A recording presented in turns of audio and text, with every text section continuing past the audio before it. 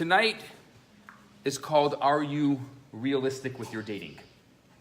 There's a lot of different ways that I could have gone about talking about this idea tonight. I could have said, for example, well, are we going to talk about a first date? Are we going to talk about the beginning of dating? Or are we going to talk about the middle of a date if I'm already dating someone? I decided tonight in my handout to talk about faults. Can you see the faults in the person that you're dating? Because very often we romanticize our dates. There's two things that I see. I set people up, and because people have had their heart broken so many times, what ends up happening is they have this automatic defense mechanism. No, this is not going to work. It's not going to work. So you spend 3 days before you're going out with that person making sure that you become what I call a self-fulfilling prophet. You're going to make sure that it's really not going to work. And guess what happens? I have this amazing thing. You actually go out with the person and it doesn't work. I know it could be shocking.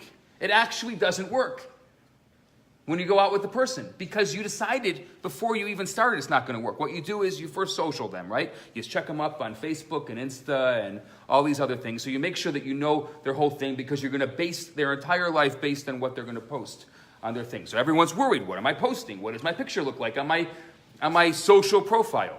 And it becomes this whole, what we call the dating cycle game. Or there's the opposite of that. The opposite of that is, I'm going to romanticize this. It's going to be wonderful. It's going to be great. It's going to be amazing. And what happens then? All those expectations get broken. Because it's not how you fantasized it. It wasn't like I had this idea of how it was going to happen, but it didn't happen that way. So, and obviously I'm talking two opposite extremes. So tonight I decided that instead of starting from the beginning, what I'm going to do is I'm going to start from the middle and see if we can work our way out. I'm going to talk now for 45 minutes. Afterwards, I have a lot of questions that I already see being put in the bucket. If you have any anonymous questions, you're welcome to put it in the bucket here, and I will take the questions out. And then I'll also ask if you don't want to have an anonymous question, I'm happy you can ask your questions. And we'll have a little bit of a question and answer session as well, and I'll answer all your questions. So that way, if you came here to talk about what I was planning on talking about, you'll get something out. If you came here to hear your voice, you'll also get that experience as well. Everyone gets their own experiences. Let's start by talking about infatuation. What is infatuation? Have you ever heard of this term before? Good. Everyone's shaking their head. I don't have to talk about infatuation. Let's go on to the next thing. Lust at first sight. What? Lust at first sight. Lust at first sight. Infatuation. Now, as part of infatuation, you may end up convincing yourself that the object of your affection is perfect. And there are typically 3 reasons for this. I'm just looking at my handout here, and you're welcome to not have to feel the need to take all these notes because you have the handout here. And if you don't have the handout, I'm happy to send it to you.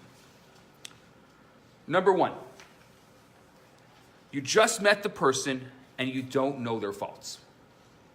You don't know who the person really is. Actually, I'm going to go on to tell you that when you just meet someone, the odds are that you are going to see a part of them that is exactly the wrong part of them. You're going to see a part of them is not the part that they want to show you, even if it's perfect, even if a first date goes perfect. I am a huge fan of not allowing just one date because the first time it's just awkward and there's no way to unawkwardize it. It's just really, really awkward. And there's no way to change that. So if you're constantly basing, first of all, most people don't even do that. They're basing it on a picture. Swipe right, swipe left. I won't talk about that. They're basing it on a profile, on seeing someone. They look, seeing is believing. They're basing it on just someone that they're seeing. But let's pretend that we're going to go beyond the superficial, just basing it on someone you're seeing, and you're actually going to spend some time, and you're going to say, that I know who the person is, I did some research on them. Now you went on a first date, but you don't know who they are, and they will be showing the wrong side of themselves. So I always say the most important thing is to try to find a second date, because in that second date, you're going to have a much more realistic version of that person. Just by the way, I always say you got to give it 2 tries. People who always make their decisions, people tell me, I'll know in 5 minutes. Really? Let's think of other things that are important in your life. Did you decide in 5 minutes? Let's talk about your career. Oh yeah. I'll know if I want to be a doctor, I can figure it out in 5 minutes. If I want to be an accountant, I'll figure it out in 5 minutes. I'm going to go to university for 5 minutes. Anything that's important in your life, if someone comes to me and says, just get me in front of someone, I'll figure it out in 5 minutes. What are you talking about? This is a really important thing. And if it's something you're really spending time on, if you're really spending time and it's so important to you, then spend the time and figure out what's right and what's wrong. Don't spend 5 minutes on it. So, number one is this infatuation is that you just met the person and you don't know anything about them. You don't know who the person truly is. So you have to allow yourself to take the time to kind of figure it all out. Give it the time that it deserves. We live in such a fast-paced, this instant world. It's not worth it. It's not worth it to live in this instant world and to use all the mechanisms of the world in long-term relationships. Most people, what are they doing? They're basing their relationships on the movies. You know how long the movies are? They're 2 hours. So if you want to have a 2-hour relationship, base all your relationship advice on the movies. If you want to base it on something you see in a tabloid magazine, I don't know how long those relationships are. Probably less than 2 hours. Number 2, you ignore his or her faults, or you're in denial of them. So you see the faults, but you ignore them because you're not being honest with yourself. You don't want to see the faults because you don't want to end something that's good. How many people end up in a relationship and they don't want to end something that's really good? And they'll never go into a serious conversation. They'll never try to figure out what's really going on, what's right and wrong. They'll never ask questions that will kind of go beyond the surface because I don't want to end something that's good. I don't want to go there. Number 3, you admit to his or her faults, but the infatuation is so strong that you brush them aside. It's similar to a patient after a major surgery that is put on morphine. He knows that there's pain, but he can't feel it. He can't access it, so he doesn't have to deal with it. So too with the infatuation. When you're infatuated, you know that the flaw is there, but you're so hooked on the infatuation that nothing seems to matter. In effect, you still see or view the object of your infatuation as perfect because it's much easier to look at the world that way. It's much easier to look at the world through rose-colored glasses. And I'm not saying it's not a good thing. Optimism is obviously much better than pessimism when it comes to relationships. But at the same time, you also want to be somewhat realistic. And realism doesn't mean pessimism. It just means knowing what you're dealing with, knowing the faults, knowing the good, knowing the bad, knowing what's important to know. Now, the last element that we just spoke about is especially problematic because people who are doing this actually think that they're being realistic. They admit the flaw, but they don't realize that they're on morphine. Actually, the analogy of morphine is not so far from the truth. Studies show that when a person is experiencing infatuation, the substance that is called PEA is released into his or her system, and PEA has the potential to bring feelings of elation, of bliss, of euphoria. This substance, PEA, which is released in the brain, is also a natural amphetamine. This explains why people need so little sleep if they're infatuated. So perhaps a person who's infatuated is literally intoxicated.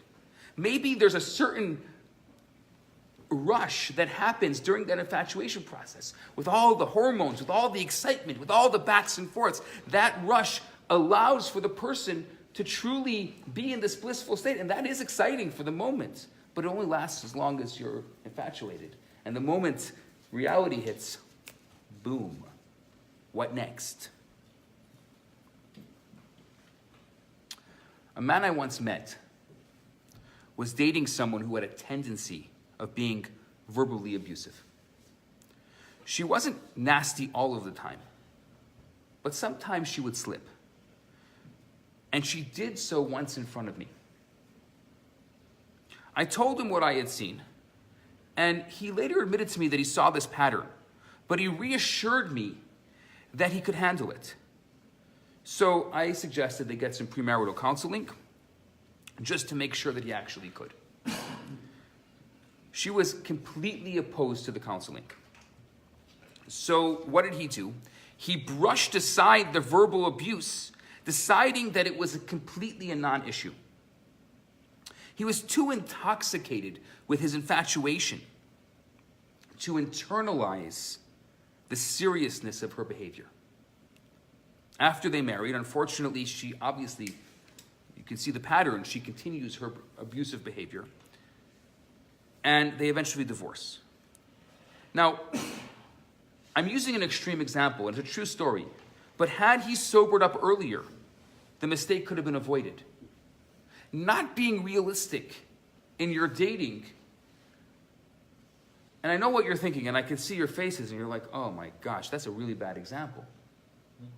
But if you're saying it's a bad example, think about the exact opposite. Imagine that you're the kind of person who is pessimistic and you constantly are finding reasons like this why it's not going to work out. So be the opposite. Maimonides says that if you want to change your behavior, you should go to the opposite extreme.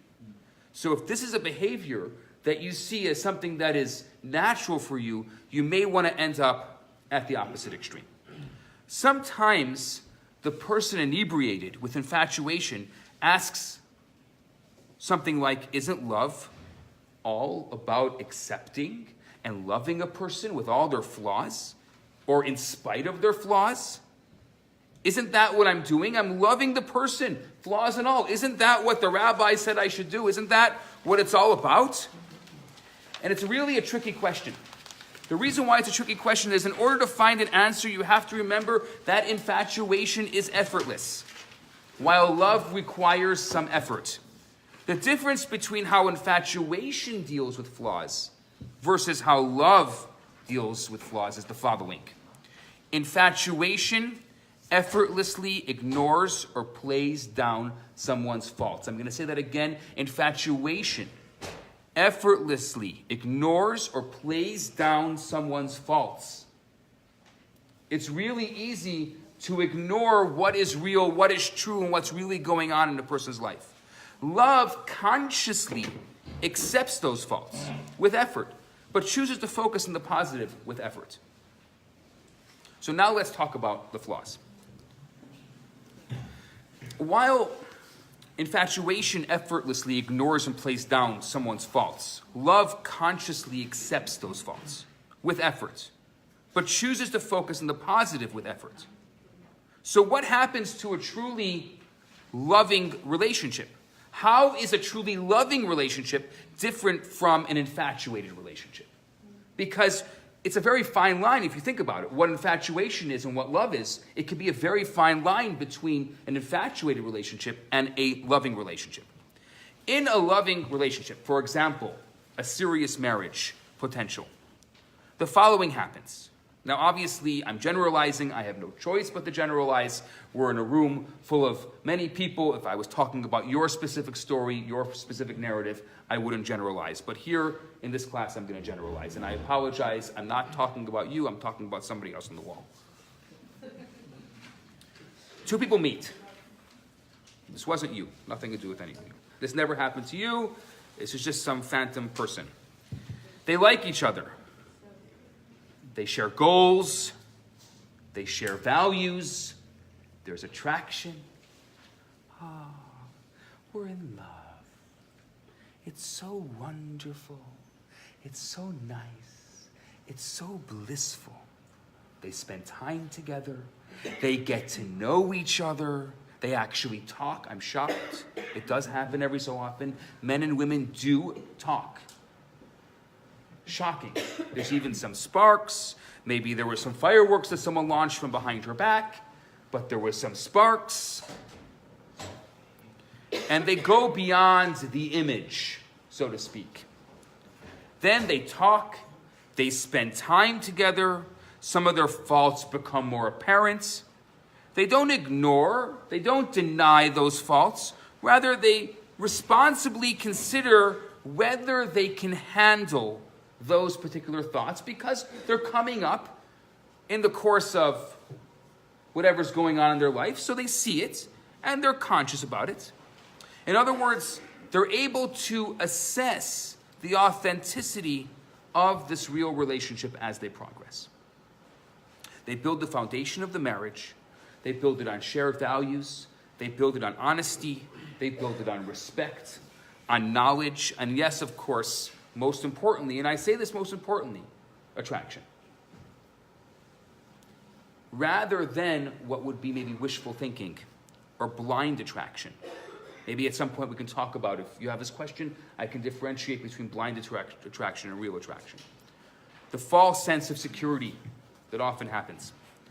The relationship is built on an assessment and an understanding and a mature acceptance of their spouses' imperfections, and not a denial of them. That is this,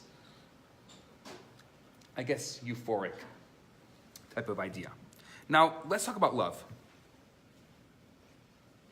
I'm sure for those of you who heard me before, I've always questioned what is love. What is love really? Does love really exist? Is love an integral part of a relationship? I know that the movies taught us that, and I know that we've read romance novels and they've taught us that, and I know that the overarching idea out there in the world is that, I mean, nobody would get married if not for love. Of course, it's all about love, but what is love? And is love, I mean, whatever version of love you have, is that version of love that you're thinking about right now, is that an integral part of a relationship? I'm just asking that question. I'm putting it out there for you. It's important to check yourself. Just kind of check the facts in your minds, because it could be that the facts in your mind came from some TV show.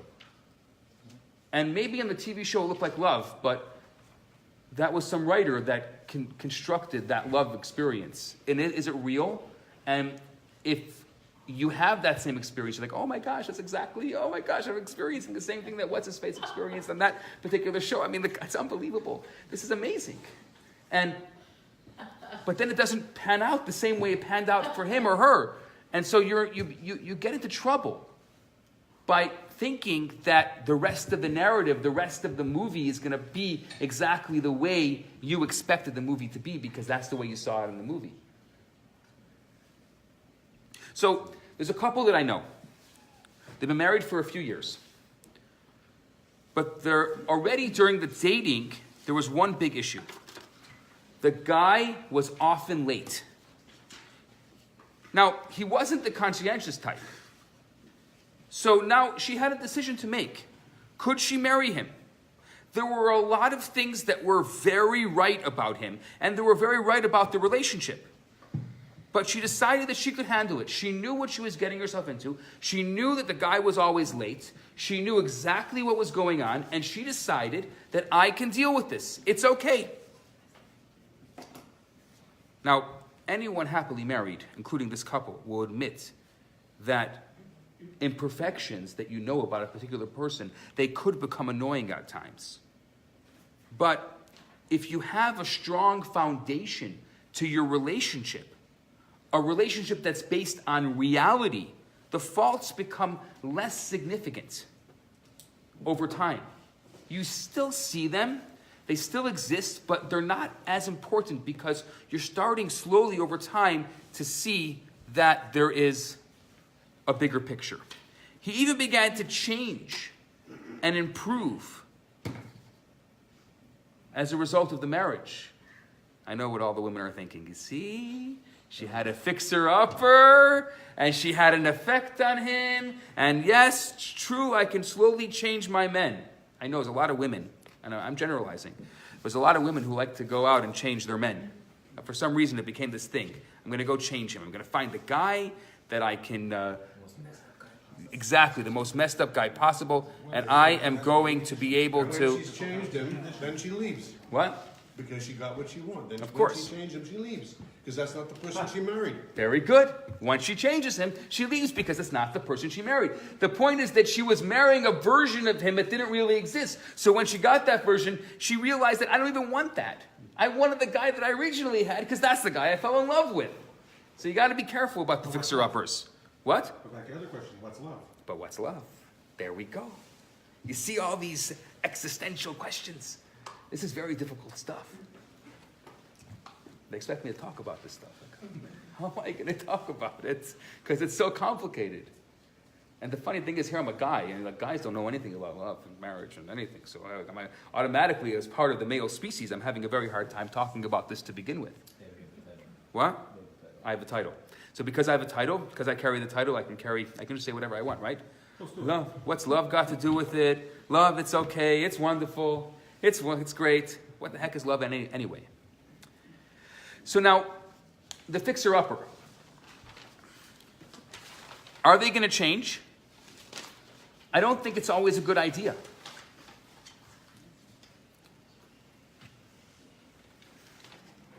I once met this woman who's divorced with a few kids. And when I asked her why she was divorced, she said, because my ex-husband was abusive. So what was my next question? Did you know that he had abusive tendencies before you married him? What did she say to me? What a lot of women have said to me. Of course I knew.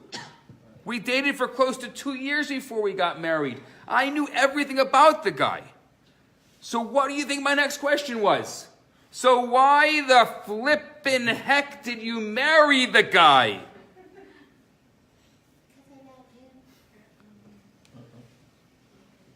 I married him, she says, because I thought I could handle it.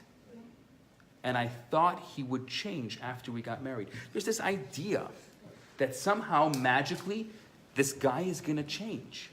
Like all of a sudden, we're going to get married, he's going to put a ring on my finger, and all the abuse is going to go away.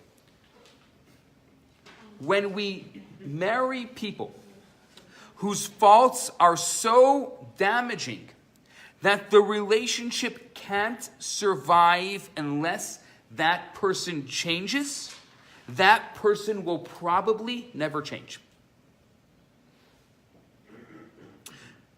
Because we didn't marry them. We married the version of who we want them to be. When we can honestly handle someone's fault, and we marry the person as they are, without it being fully conditional on them changing, that's when people will. The funny thing is, the more expectations you have, the less people are going to live up to those expectations. The less expectations we have, the more we're going to end up getting what we want. It's an amazing thing. If you run after it, it runs away. If you run away from it, it runs after you. This stuff is true. I know I'm speaking traditionally here, but I'm allowed to. I'm a rabbi. I get the rules. I can speak traditionally. But I think that traditionally, there's a reason why a man has to run after a woman and a woman should not run after a man. Because the man needs to look. He needs to look for the woman like he lost something. I ever see a guy who lost his iPhone? Or his car keys? Have you met guys who have lost their car keys? You know what they do? They will turn the entire house upside down until they find it. That's why you have to look. That's how you have to look. You look for someone like you lost your car keys. You turn the entire house upside down. Then again, I'm gonna at the same thing. I'm gonna bash the men, but I'll bash the women too. A woman comes to me a few weeks ago, and she says, and I knew about this. A couple I set up. They've been dating for about 2.5 years, and she's like, "I'm waiting," and she says to me the following: "I think I'm going to break up with him because I think I'll be waiting forever." So you know what I say? We live in a world of equality. Why don't you go buy him a watch and propose? Get down on a knee and propose. No, I can't do that. The guy's got to do it. I don't understand. Do we live in a world of equality or not? Well, guess what? She did it. She proposed to him and he said yes. Did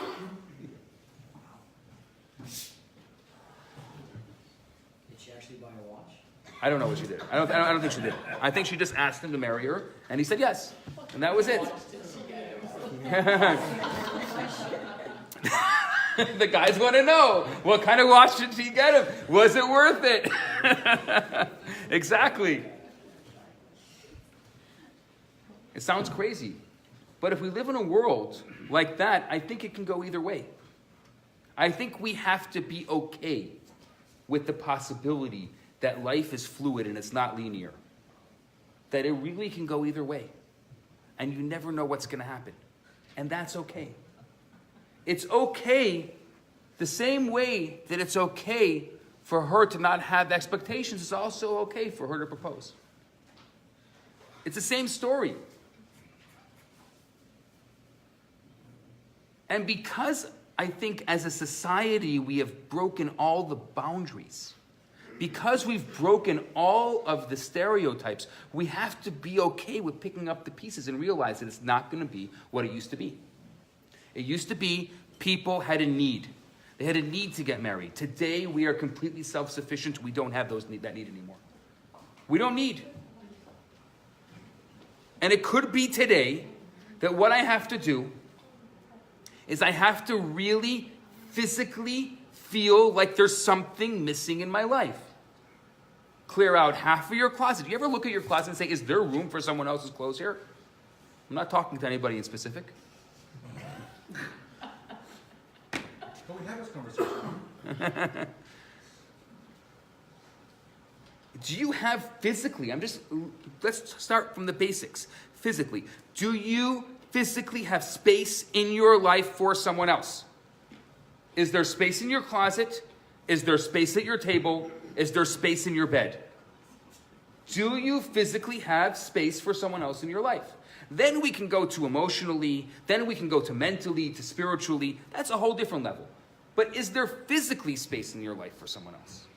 And if there isn't, make the space. If your vessel is completely filled, then you expect someone else to come along, you have a full vessel already. The first thing we have to do is experience that sense of humility within ourselves. That there is something truly missing inside me. That I am only the best version of myself is only half of me. This whole soulmate business is real. That the two of us together make a whole. Which means the best version of myself alone is only half. That's the best version of myself. And I'm not even that. So I'm not even the half of who I can be potentially. And because I'm not even half of the person that I could be potentially, I need to go look for it like I lost my keys. It needs to be that important. And I know there's so many important things and so many things in our lives that are vying for our attention. We have to finish binge watching those episodes of whatever else we were watching. I mean, Shtisel, very important. Have you watched Shtisel? It's the first Haredi show about nothing. It's amazing. It's great. It has this alluring, captivating thing. I want to just tell you, I actually watched an entire 12 minutes of it. And that is a record for me of watching a show straight. I'm not joking. And that was enough to base about my Haredi show about nothing. But it was very good. I picked up some very good lines. And if you know Hebrew and Yiddish, you get all the translations over there, the subtitles. They don't know what they're... What's it called? Huh? It's called Shtisel. Pick up, it's on the Netflix thing now. That's a theme Uh, for the porn party. And if you don't know about it, then you're living under a rock. Huh? The trailer about them making a sandwich turned me off right away. The trailer about the smoked meat sandwich. Anyway, so I don't know if I'm smoking. exactly. When we marry people whose faults are so damaging that the relationship can't survive unless that person changes, that person will probably never change. Because we didn't marry them. We married the version of them that we want them to be. But when we can honestly handle someone's fault, when we marry the person for who they are, am I saying the M word and everyone's getting scared? Because we haven't even gotten to the C word, or we haven't even gotten to the D word, commitment, dating. We're only at the S word, we're seeing each other. I see you, you see me.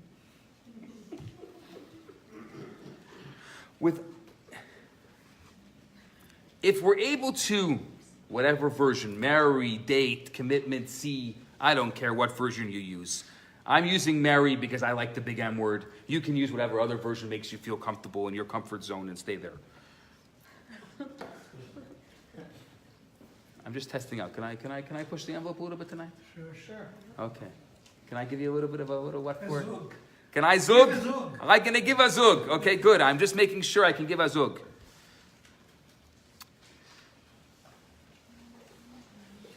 If you marry someone with the condition that they're going to change, you're not going to get anywhere. If you marry them unconditionally, it's amazing what happens, because what you're doing is you're allowing them to put their best self forward. Because they know that they are accepted unconditionally. Unconditional love is such a powerful thing. I don't know what love is, but I know what unconditional is. So I'm going to put them together because it sounds good. Unconditional love. But I'm talking more about the unconditional. By accepting someone and all their shtick unconditionally. And they know it. They know you don't like it, but you accept them for who they are. Why? I don't know. And you know what? You don't have to have a reason. You can say, because I care. Because I'm a compassionate person. Because I am a person who has a heart. And I wear my heart on my sleeve, to quote Shakespeare. That's okay. That's all you need. Unconditional is what we expect our parents to be. And very often they fall short of that. So maybe a lot of us are secretly looking for the unconditional. Maybe we want our mate to secretly be our mom or dad, to give us the unconditional that our parents never gave us. Huh?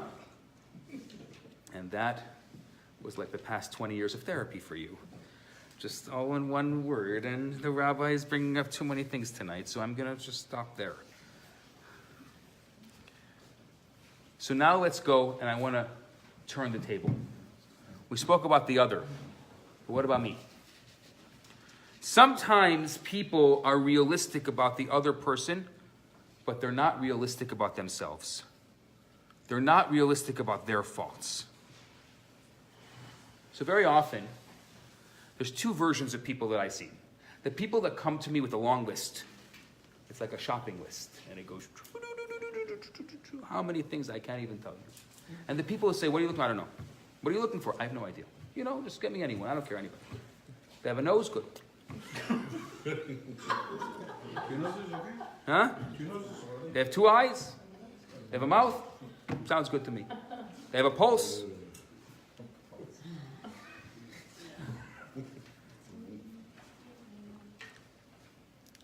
For those of you who have heard me talk about this before, I'm sorry if it's redundant, but I want to talk about it for a second. It's so important to know who you are before you start dating. How do you know who you are? You need to go through a process. Now, there's lots of different processes that you can go through before you start dating. So here's one version of that process, and I'm going to tell it to you right now, and you can decide to take it or leave it. And I'm happy at some point, I'm actually not going to tell you the entire thing right now, because it's actually a cliffhanger. Because what I want you to do, and I'm being open and honest about it, is I want you to do the first two steps and then come back to me and ask me what the next step is. So what I want you to do is take out a piece of paper, a blank piece of paper, and don't do it right now, but you can do it at some point, and you can make some notes. If you don't want to make some notes for yourself, you can ask me later, and I'll send you a whole file that I made. I'm happy to send you a PDF of this whole thing. A lot of people have done it, and I'll tell you why it's important. I want you to take a blank piece of paper and just write on the top of it, what am I looking for? And take time.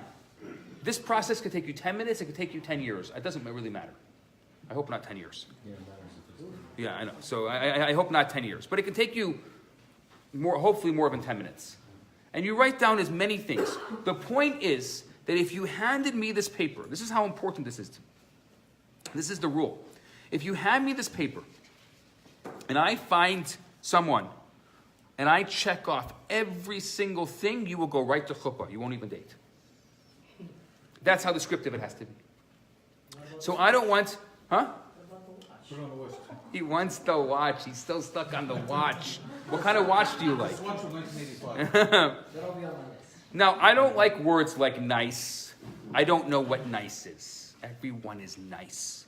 Kind, sensitive, caring, smart. I don't know what these words mean because every single person has a different version of what those words mean. So what I want is I want you to qualify those words. I want you to write more than just smart, nice, sensitive, caring, loving. I don't know. Those are just words that you can just take a thesaurus and you can just write them all down. Okay, what are synonymous with love? And you write them all down. I want you to qualify. What does it mean? Am I looking for someone who's going to be my mom or my dad? Because that's the kind of person I'm looking for now because I didn't get any love from my dad. I mean, come on. I'm looking for a guy that's going to be my dad. Yeah, you may not see a rabbi, you must see a psychologist. But we're not going to solve the world's problems or your problems overnight. So if you're looking right now for someone, that's the kind of person you're looking for. Be realistic. The best thing is to call it out and put it on the paper. No one is going to see this paper besides for you. So call it out. Make it real. And put it down on the paper. I promise you, you can safeguard it. You can stick it somewhere where you know no one will be able to touch it. Make sure you keep it on you at all times. So, because it's between you and the world. But you need to write it down. You need to say it. Say the thing. And if you're looking for whatever that version of yourself that you're looking for, just write it. Write what you need. Write what you want. Make your wish list. After you're done with that, I want you to take that paper and just fold it in half and put it aside. And then you're going to take another paper. The other paper is going to say, you're going to write on the top of it, who am I and what do I bring to the relationship? And then you're going to write all your qualities. And I don't want you to write, I'm nice and I'm smart and I'm sensitive and I'm awesome and I'm amazing. I want you to qualify your qualities, because that's what they're called. They're called qualities, so qualify them. And I want you to write it all out. And then you're going to take that paper. You can't look at the old paper. It doesn't work if you look at the old paper. You take the two papers and you look at them side by side. And you ask yourself, which may be the most powerful come to Moses moment you ever had. Can these two people be married? Can these two people, my version of myself and the version of the other that I want to be in a relationship with, can they be in a relationship? Are they complements of one another? Look at them. And then call me. Or text me or write me. And I'll tell you what the next step is. What I'm going to tell you is when you're done, this is half of the process, but I don't want to tell you the next steps because I think that it's important for you to go through these two steps first. When you're done with those two steps, when you're done with the whole thing, what you're going to have is an honest paper of what you're looking for. And you know what you're going to do? You're going to take that paper and you're going to hide it. You're not going to look at it. And then you're going to go on your way and you're going to meet people. And one day, you're going to get into a serious relationship with someone. And you're going to see it's actually going somewhere. And if you're a guy, you're going to realize you're going to probably have to pop the question soon. And if you're a woman, I'm saying traditionally, you're going to realize that some guy's going to pop the question to you soon. And you're going to be like, I don't know if this is the right person for me. And you know what you're going to do? You're going to have that little piece of paper that's going to be so powerful. But you know why? Because you're going to be able to write all the qualities of that person. And then you're going to secretly take that paper out afterwards and you're going to compare them and you're going to see, can those two people be married? You're going to have that very powerful piece of paper that you made before you got into the relationship. So you know that it's totally unbiased. And you'll be able to answer your own question. And at some point, you're going to have a very difficult question you're going to have to answer. And you're going to be uncertain because so many people get into this and they're uncertain. It's scary. I was scared. A lot of people are scared. You know what my mom told me? My mom said, she looked at me in the eyes and she said, listen, Boychik. She didn't say Boychik, but stupider people than you have done this. And I was like, yeah, you got a point. That sounds like your mother. Yeah. She's like, you got a point. Stupider people than me have done this. But you need to have that confidence. So what this page is going to do for you, and more than anything else, also it's going to help clarify what you're looking for, which is very important. There's other benefits. But I would say the most important benefit that this page has for you is it's going to give you that confidence that when the right person comes along, you have an unbiased version of who you're really looking for. And if that person meets that unbiased version, you'll know it's the right person. You won't be scared. Because there's a lot of uncertainty in relationships. And especially if you get into a marriage and a long-lasting relationship, there's a lot of uncertainty in it. And you want to make sure that you are realistic when you get into it, and you want to have that confidence. Now, a lot of people, when they get into relationships, they underestimate themselves. They have a false version of themselves. And there's usually 3 traps they fall into. If you want to look here, I wrote it here on this page. It's the 3rd page in your handout. Number 1, infatuation.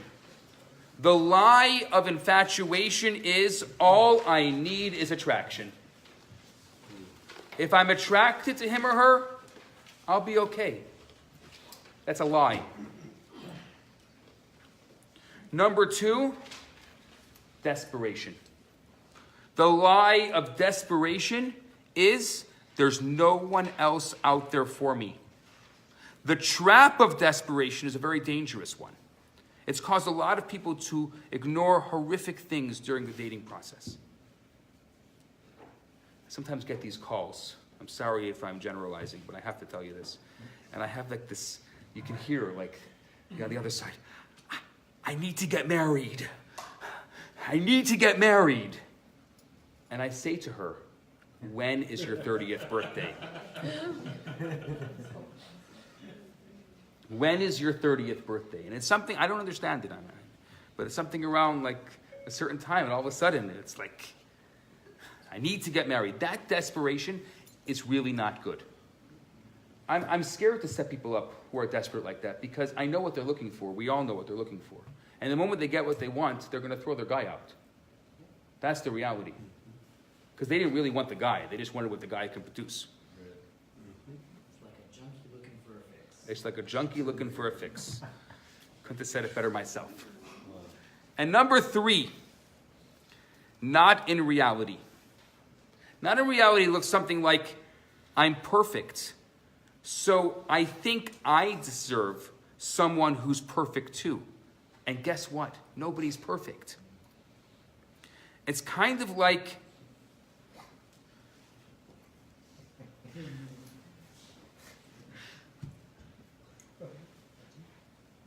you got it, right?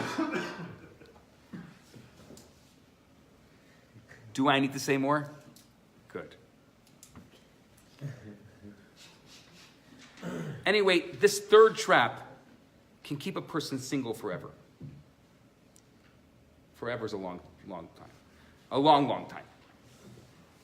In order to avoid these traps, this is what I encourage you to do, the following. Number 1, make your list. Go over. There's going to be other elements I wrote here of things you can do with your list, some ideas. I'm not going to rehash them. I just spoke about them. I'm not going to rehash them, but you're welcome to take a look at the handout. Then what I want you to do is, and this is why I think it's really important, if you don't have a relationship mentor, you need a relationship mentor. And I'll tell you why you need a relationship mentor. Because, if you come from a divorced home, the odds are that you know. If you have been divorced, the odds are even more. If you come from a home of which there was not love, or you don't think your parents had a happy relationship, there's another version. You need a positive version of relationships. You're never going to believe in marriage if you don't know what relationship looks like, if you don't have a positive version of relationships. If you don't think your parents had or have a good relationship, then you probably will not know what a relationship looks like. So you need a relationship mentor. You need somebody who can guide you and who can tell you what relationships look like, so you have an idea of what a relationship is. So, since my time is running out and I want to go on to your questions, I'm going to say the following. I want you to ask yourself 5 important questions today. Can I admit the faults of the person I'm dating? Number 2, can I handle them? Number 3, can I admit my own faults? Am I aware of my own imperfections? Number 4, am I being realistic as to the type of person that I should marry? Number 5, am I allowing my fantasies or my immature needs to take over and push me to ignore negative or destructive aspects about the person who I'm dating?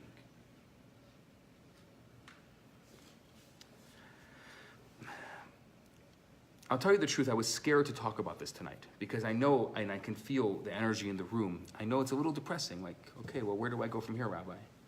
And I know it's tough, and I'm excited to get to your questions because I know that, and if you haven't had an opportunity, we'll pass this around before I finish. If anybody wants to throw some questions in, you're welcome to throw some questions in. And I know it's really hard to talk about these things, but I'd rather us be realistic. I'd rather tell it to you as it is, and as a result, you have what to think about. I really want you to go home tonight with a nugget, with something that you can think about, something that you can say, what am I doing wrong? Because if I'm doing the same thing over and over again, expecting different results, you know what that means. Crazy, man. So, if I just, one of these questions, or one of these ideas that I spoke about tonight, if they inspire you and you end up making a change as a result of it, I will say that my work tonight was good and we had a good session tonight. That's what I'll say. Now, what I'll do is I'll go on to questions. Before I go on to the questions here, does anybody have a question they want to ask me? Yeah. Not all at once, yes. What if your parents did have a good, happy relationship? And? No, forget it. So, And in what relation? So they had a happy relationship and? does that... So let's talk about this hypothetical person. Hypothetical person who hypothetically has parents who have a hypothetical good relationship. Does this person think that that is the kind of relationship they want to have? Yeah. Okay, so then there's no problem. That's great. So that person has a marriage mentor, their parents. Now, here's the next question that may be a little more complicated. Does that hypothetical person feel hypothetically that they can talk to the hypothetical parents about their hypothetical marriage and Hypothetically speaking, of course. they can speak openly to their parents? Okay, then there's no problem. What I'm saying is a lot of people today don't have that, but if that person has that, then there's no problem.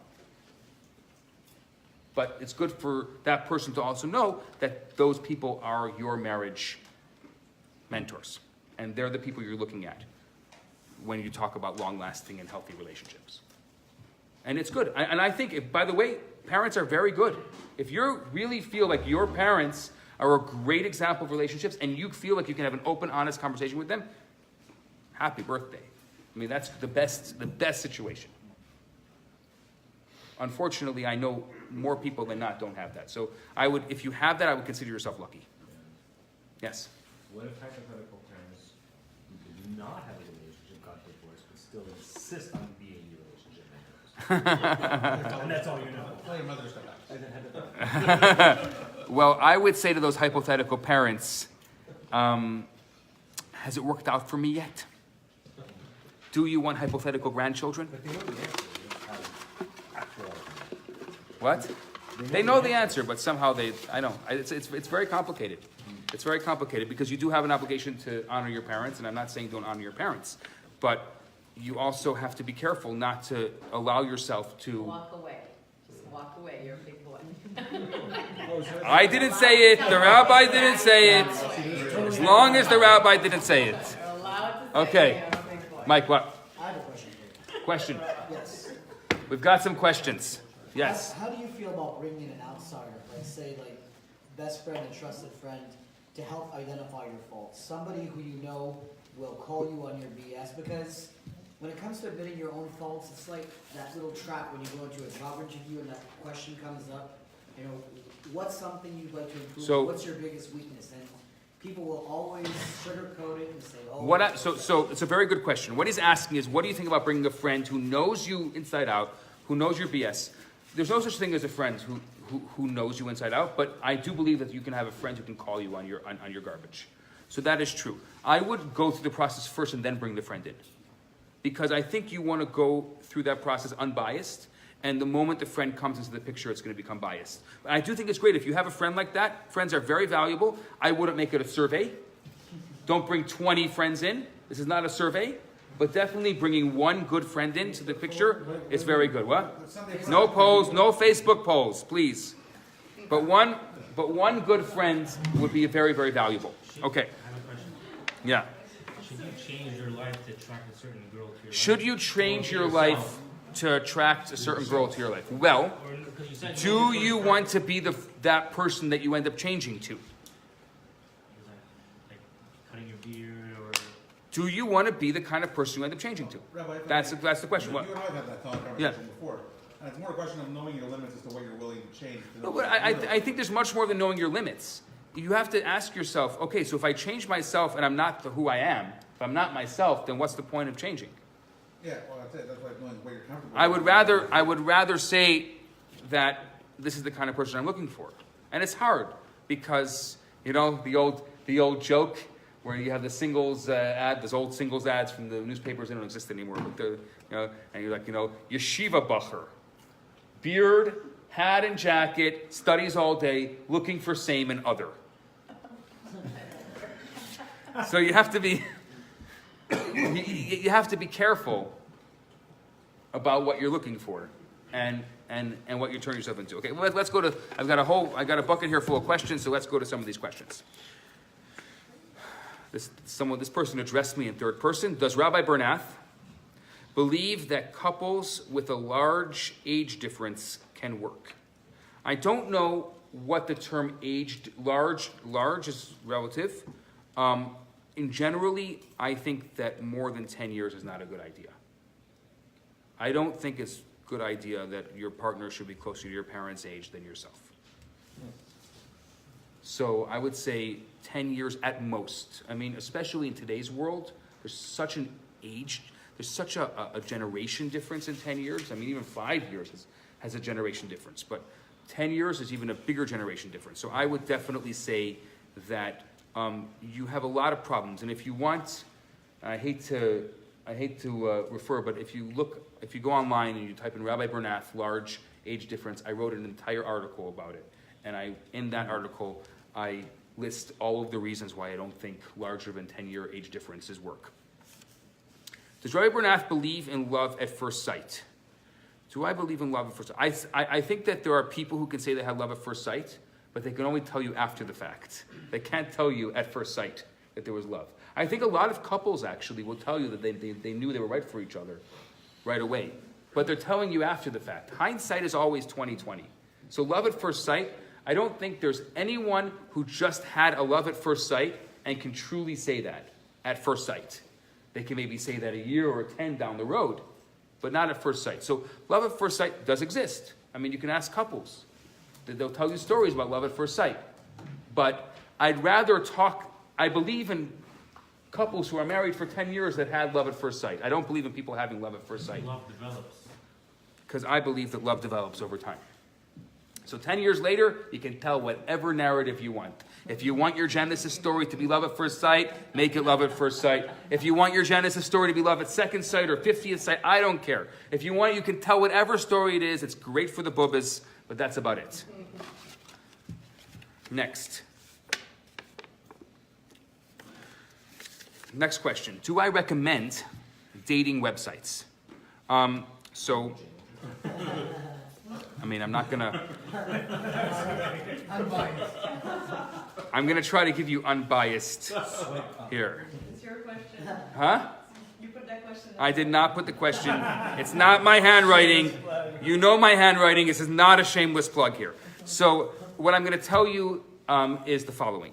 I'm gonna first talk about the general... I was talking before our class started tonight, I was talking about the speed dating. I don't think speed datings are a good idea because it doesn't really give you an opportunity to really know anyone. And I think if you wouldn't speed date your university, why would you speed date the person you're going to marry? What is speed dating? Speed dating is basically where you go to this event and you have musical chairs and you spend 5 minutes with every single person there. 5. Less. What is it? That's longer. What is it? Less. Less than 5. Less than 5. Can you imagine? People are making decisions. At the end of the night, you can say, oh, I like that one. And I definitely have heard of people meeting from these speed datings, but it's the exception to the rule. And generally what ends up happening is someone who could be good for each other because they looked at each other the wrong way because it was awkward, because it is really awkward. It's super awkward. So because they looked at each other the wrong way at the speed dating, they'll never, ever... I've tried. I have people that I think are so good for each other. I set them up. I already speed dated them. Okay? Tell me, what did you learn in 4... What do you learn in 4 minutes? Or what do you remember from what you learned in 4 minutes? It's how somebody Sorry, starts you mean out. after you saw the other 6 people or before? Exactly. So you decided that out of the 22 people in the room, that was the best one. Happy birthday.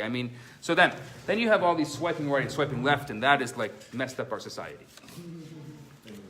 But I like to, because he's in the room, I like to call him out. I never have an opportunity to call it Henry. But I had this dream a long time ago of making a local site for Montrealers. And when I was sitting in a class just like this, and I started talking about it. And he was sitting at the class. Remember that? It wasn't in this room, that's for sure. It's 2011. Yes, 2011. And Henry said, you know what? You won't believe it, but I have a domain that I bought called jmontreal.com. And I'll give it to you if you want to make the site. And so it all happened at a table looking just like this with a bunch of people. Somebody else said, I'm going to help to design the site. Somebody else said, I'm going to help create the profiles. And there's a whole group of people that got together and we created this. Were you there at the time when it happened? I don't think so, no. So were you there? No. So it was a really nice group of people that got together, and now it still works. Right now there's 2,900 Montrealers on it, and growing every day. And I can tell you that recently, I was talking about this before, that recently it's had a tremendous resurgence. Just happens to be out of nowhere, so it's really amazing. A lot of people out of nowhere, we started having like tons and tons of people signing up to it. It kind of goes through these phases where, because we don't really, it's just a community service, so we don't really advertise it, but somehow it just goes through these phases where a lot of people are signing up on it. And so obviously I got excited, I got re-excited, and so I've started making a lot of matches again, and I'm going on there every day now. So if you don't have a profile on there, I encourage you to make a profile there. It's completely free. There is a paid option. There are a number of matchmakers aside from myself. You can also click on that you want your thing to be open to matchmakers, and I have heard a lot of really good things lately about what's going on over there, and I've seen a lot of good things as well. So that's jmontreal.com.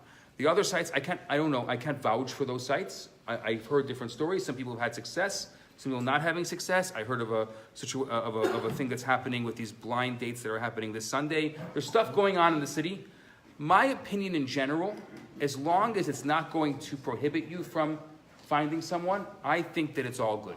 Try to do as much as you can. Get out there, get on those sites. But the problem is, what ends up happening with some of the things that are going on is that every single time it doesn't work out, it's like, It didn't work out. So if you're taking it personally, then you may want to protect yourself a little more and make sure that you're getting into the right environment.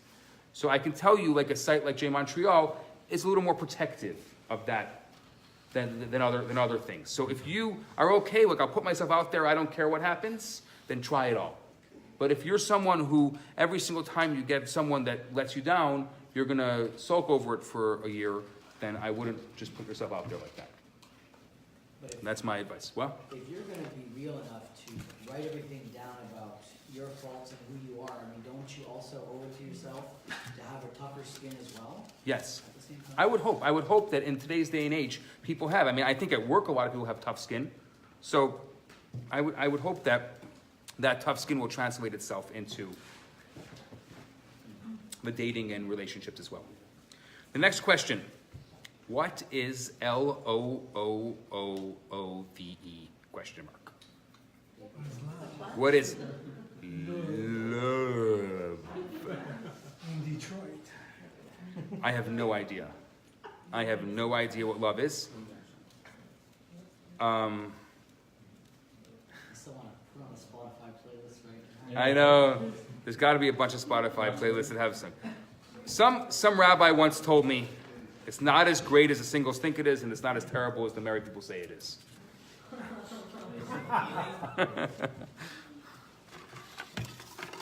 Okay. In today's world, what, in your opinion, is the best way to meet someone? Honestly, friends.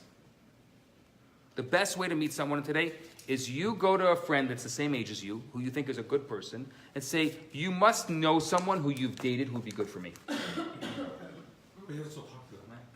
What? Tell me someone you dated and no one. No, and you know what? I want to tell you, and I'm making this offer right now. If you go to one of your friends, and your friend says, it'll be awkward if I called them. No problem. Give me the number. I'll call them.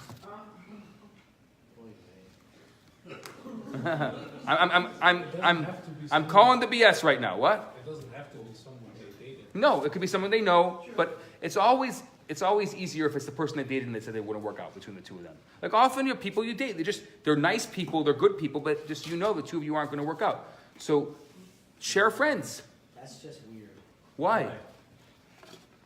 Why is it weird? What you had a long relationship with, not someone you like had kids with or whatever. I think But someone you date, you want to date 2-3 dates with someone.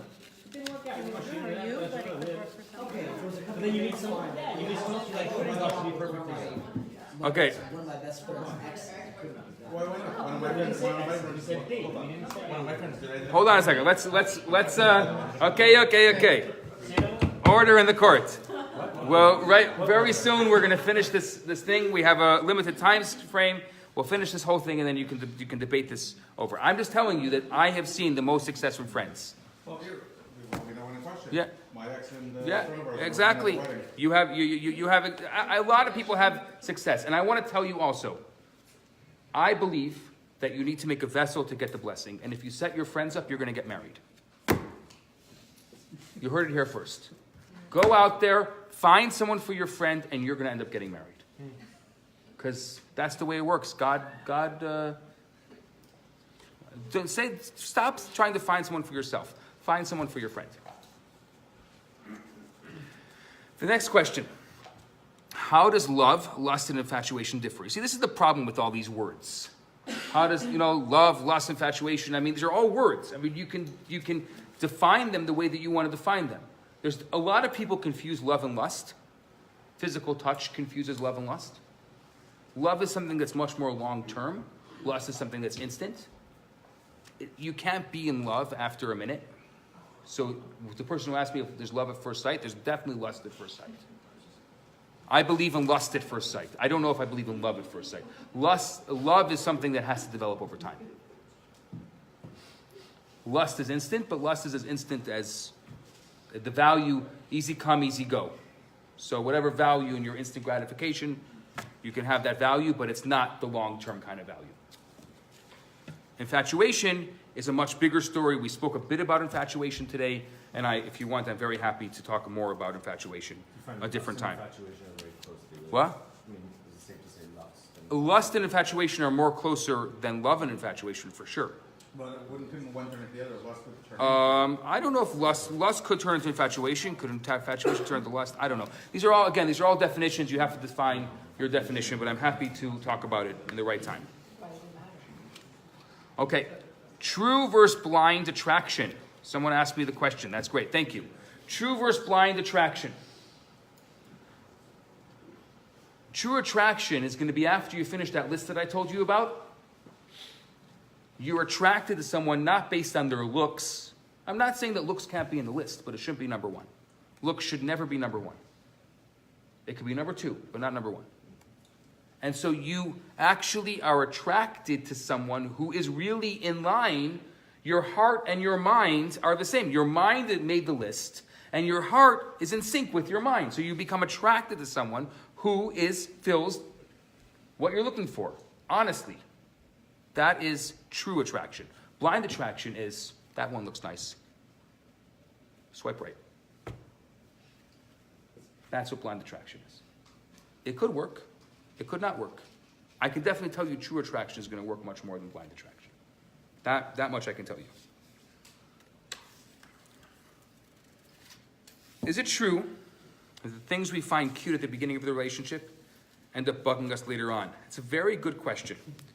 I've heard that, and I've spoken to couples, and I know a lot of couples who have said that some things that they find cute end up bugging them, but I hear a lot more of the opposite.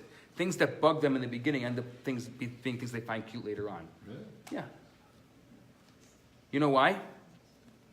Because if you care about something, you just have to turn it the right way.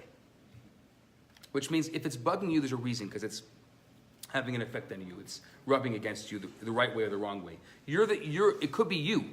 It could be the thing that it's rubbing against is the wrong thing. So if you just change, what ends up happening in the relationship is you change. I mean, we all evolve and we change as people. So things that originally bugged us could also be things that we end up liking later on. It's very possible. Any other questions? That's it. That's the end of my bucket. Any other questions? I have an answer. Huh? I have an answer. Go for it. No, it's true. Hollywood movies have really done a number on us, on culture, Jewish culture, of course. Western, North America, I don't know about Europe, Western culture. But there was one movie I saw, a really interesting line. It was a Jack Nicholson film with Laura Dern. I think the movie's name was As Good as It Gets. As Good as It Gets, okay? And he said, and in basic, I'll give you a quick briefer of the story. Basically, he's a very misogynist. Jack plays a misogynist, cankerous, very highly successful novelist that lives next door to Laura Dern, who's an aspiring novelist, and they get together. Right? It was Helen Hunt. Helen Hunt, sorry.